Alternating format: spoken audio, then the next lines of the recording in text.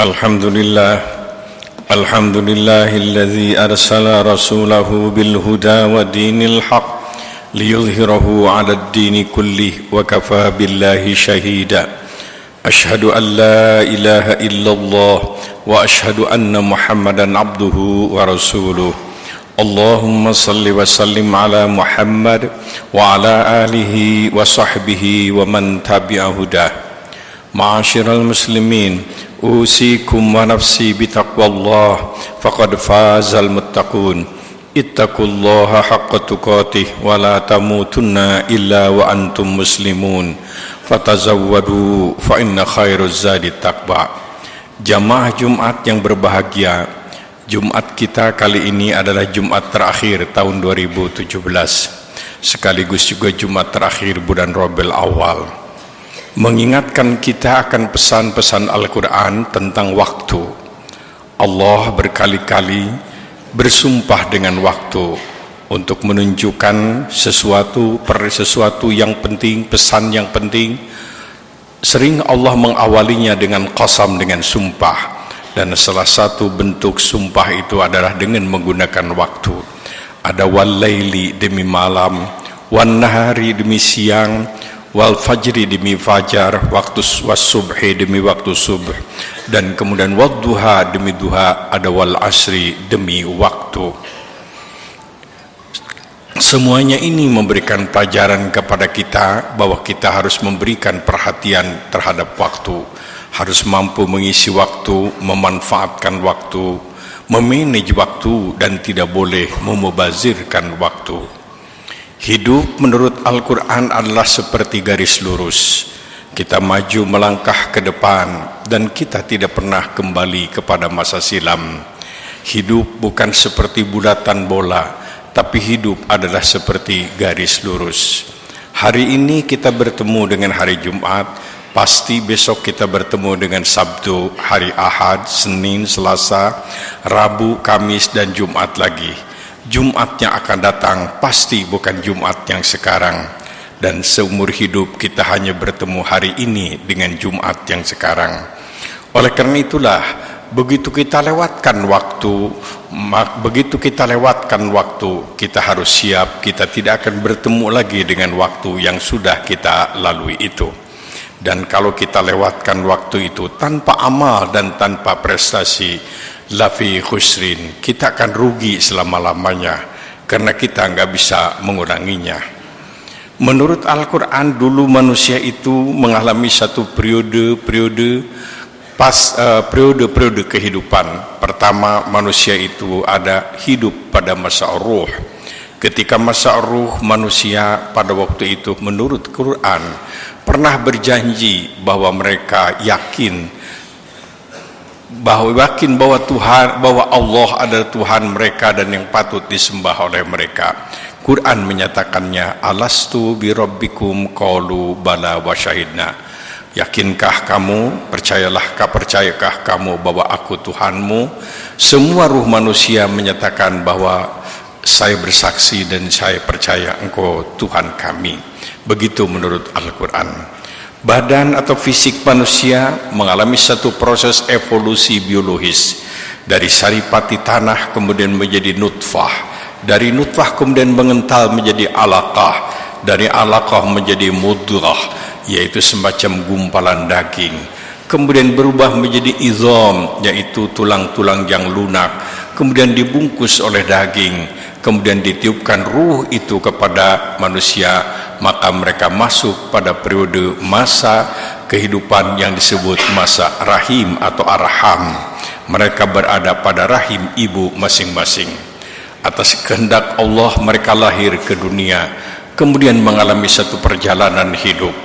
Dari mulai masa kanak-kanak sampai pada satu saat mereka sampai kepada masa akil balik, yaitu ketika mereka sudah tahu ajaran, mendengar, membaca, mengetahui tentang ajaran, mereka juga sudah balik dewasa dan akalnya sehat. Pada waktu itulah manusia mendapat tugasnya adalah sama, yaitu ibadah. Pada saat itu mereka mempunyai peran sebagai khalifah yaitu mewakili Allah untuk menerjemahkan kehendak ilahi di bumi ini. Kepada mereka dijelaskan apa tujuan hidup, yaitu mardhatillah, mendapat ridho Allah. Kepada mereka juga dijelaskan siapa teladan hidup, yaitu Rasulullah sallallahu alaihi wasallam. Mereka diberi pedoman hidup Al-Quran dan As-Sunnah. Kepada mereka dijelaskan siapa teman hidup mukminin dan mukminat, dan siapa pula lawan hidup, yaitu iblis dan setan. Seluruh alam yang diciptakan oleh Allah adalah ready to serve, disiapkan untuk manusia. Wasakhkhara lakum ma fis samawati wa ma fil ard. Berapa lama manusia mendapatkan masa tugas itu? Inilah yang oleh Allah dinyatakan. Manusia lahir dalam keadaan lemah, diciptakan dalam keadaan lemah, kemudian kuat. Setelah kuat, ada yang lemah lagi menjadi pikun, kemudian mereka meninggal dunia. Dan ada manusia yang diciptakan oleh Allah dalam keadaan lemah, kemudian kuat, dan pada saat kuat itu mereka meninggal dunia. Wa ilaihi turja'un. Semua kalian itu kembali kepada Allah Subhanahu wa ta'ala. Berapa lama kita dapat melaksanakan tugas, berperan sebagai khalifah untuk memperdomani, melaksanakan, mengamalkan pedoman yang diberikan oleh Allah, Quran dan Sunnah itu? Hanya Allah yang maha tahu.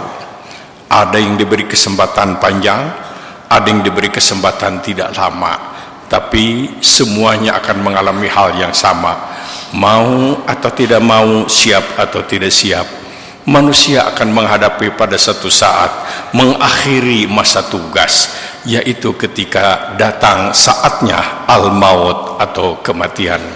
Quran menyatakan apabila Allah sudah menghendaki, apabila ajal itu tiba, maka tidak ada kekuatan dan teknologi apapun yang bisa menangguhkan atau mempercepatnya. Idza jaa ajaluhum la yastakhiruna sa'ata wa la yastaqdimun. Semua manusia makhluk ini akan menghadapi al-maut atau kematian. Hanya Allah yang tidak akan tidak akan diakhiri dengan kematian itu. Rasulullah sallallahu alaihi wasallam menyampaikan sejumlah pesan, antara lain 3 pesan pentingnya berkaitan dengan akhir masa kehidupan itu, yaitu al-maut. Pertama, beliau berpesan, jangan takut mati, karena mati itu pasti terjadi, tapi takutlah kamu akan hidup setelah mati. Begitu seseorang itu dikatakan meninggal dunia, ruhnya hidup di barzah. Oleh karena itu, jangan takut mati, karena mati pasti terjadi, tapi kamu harus takut akan hidup setelah mati. Bahwa bekal apa kamu setelah engkau mati? Ruh manusia masuk di barzah. Ketika di barzah, manusia sudah merasakan nikmatnya amal saleh, dan ketika di barzah juga manusia sudah merasakan deritanya dosa, maksiat, dan perbuatan-perbuatan yang tidak terpuji. Itulah yang kita kenal dengan azab kubur. Selain seorang muslim dipesankan jangan takut mati, dia juga harus berani hidup, tidak boleh minta mati, dan tidak boleh berbuat sesuatu yang menyebabkan mati. Bunuh diri adalah perbuatan dosa besar. Orang bunuh diri bukan pemberani, tapi dia penakut, cuma berani mati tapi tidak berani hidup. Dan pesan yang ketiga dari baginda Rasulullah sallallahu alaihi wasallam berkaitan dengan al-maut, akhir kehidupan itu, ialah jangan lupa mati. Jangan lupa kamu akan mati. Silahkan kamu cintai istrimu, suamimu, silahkan kau cintai ayahmu, anakmu, cucumu, tapi kau harus siap berpisah dengan mereka. Apakah kamu yang meninggalkan mereka, atau mereka yang meninggalkan kamu? Pada saat kita menghantarkan saudara kita ke kuburan, kita harus ingat pada kesempatan lain kita yang akan dihantarkan oleh orang lain. Pada saat kita mungkin merasa sedih karena ditinggalkan sahabat, kita pun harus ingat saatnya nanti kita yang meninggalkan mereka. Pada saat kita memandikan jenazah, kita harus ingat pada kesempatan lain saya yang akan dimandikan oleh orang lain karena saya yang meninggal dunia. Jangan lupa mati.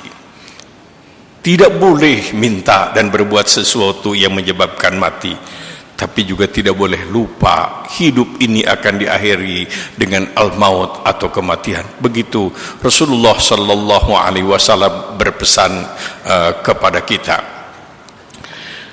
Rasulullah sallallahu alaihi wasallam menyampaikan pesan kepada kita. Begitu ajal tiba, saat kematian, seorang hamba tidak lagi bisa berbuat apa-apa, tidak lagi bisa menambah amal, kecuali ada 3 investasi abadi, yaitu ilmu yang sempat dimanfaatkan ketika dia hidup dan kemudian berguna, bermanfaat untuk orang lain. Yang kedua adalah sedekah jariyah, yaitu harta yang sempat dia sumbangkan, dia sempat dia wakafkan untuk kepentingan agama dan kemanusiaan. Dan yang ketiga adalah anak soleh yang selalu mendoakan.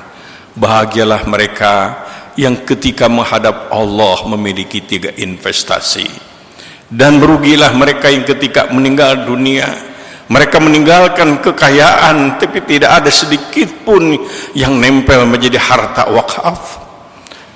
Dan menyesal serta tersiksalah orang-orang yang meninggalkan sejumlah kekayaan, tidak ada yang menjadi harta wakaf tapi ditinggalkan menjadi sumber sengketa dan pertengkaran ahli warisnya. Wa na'udzubillahi min dzalik. Perubahan tahun bagi kita adalah berarti semakin dekatnya kita dengan saat-saat kita mengakhiri kehidupan ini. Umur bertambah, tapi jatah hidup kita semakin berkurang. Mudah-mudahan Allah Subhanahu wa Ta'ala memberikan bimbingan dan pimpinan kepada kita untuk memperoleh husnul khatimah. Betapapun banyak dosa dan kesalahan yang telah kita lakukan, tapi kita merindukan dan mengharapkan akhir kehidupan kita dalam keadaan kita ini menjadi orang baik dan orang soleh, orang yang selalu dekat dengan Allah yang Maha Kuasa. Aqulu qouli hadza fastaghfirullahal azim innahu huwal ghafurur rahim.